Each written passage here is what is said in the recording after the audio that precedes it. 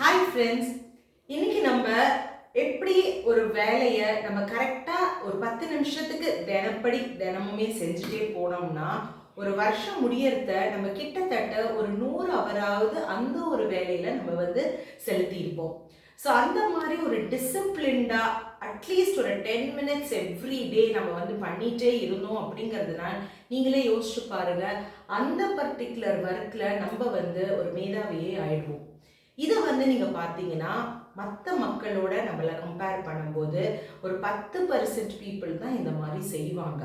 So நம்ம ஒரு ஒரு கிளாஸ் அப்பார்ட்டாக நம்ம போயிட்டே இருக்கலாம்.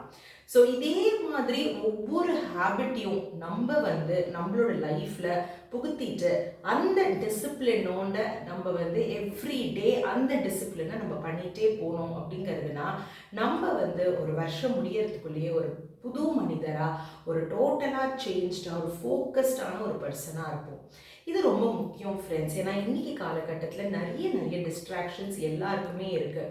அந்த டிஸ்ட்ராக்ஷன்ஸ்னால என்ன நடக்கிறது அப்படிங்கிறது பார்த்தீங்கன்னா, எந்த பாதையில் நம்ம போகணுமோ அந்த பாதையிலேருந்து சில பேர் விலகியே போயிடுறாங்க அவங்களுக்கே தெரியாமல்.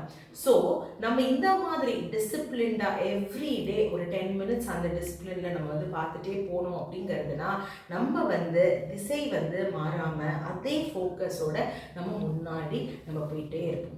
ஸோ இந்த மாதிரி செய்யும்போது சக்ஸஸ் ரொம்ப கேரண்டீட் ஃப்ரெண்ட்ஸ். நிறைய பேர் கோல் செட் பண்ணிட்டேன், என்னால் ஃபோக்கஸ்டாக வேலை செய்ய முடியல அப்படிங்கிறத நினச்சிக்கிறாங்க. நிறைய நேரம் ஒரு நாளைக்கு ஸ்பெண்ட் பண்ணணும்னு கிடையாது, ஆனால் எவ்ரிடே கொஞ்சம் நேரம் அதை தினப்படி அதை செஞ்சுட்டே இருங்க. வேண்டி நீங்கள் ஒரு டைம் உங்களோட செல்ல நீங்கள் செட் பண்ணிக்கலாம். அப்படி நீங்கள் செட் பண்ணிவிட்டு நீங்கள் ஒர்க் பண்ணி பார்க்கலாம்.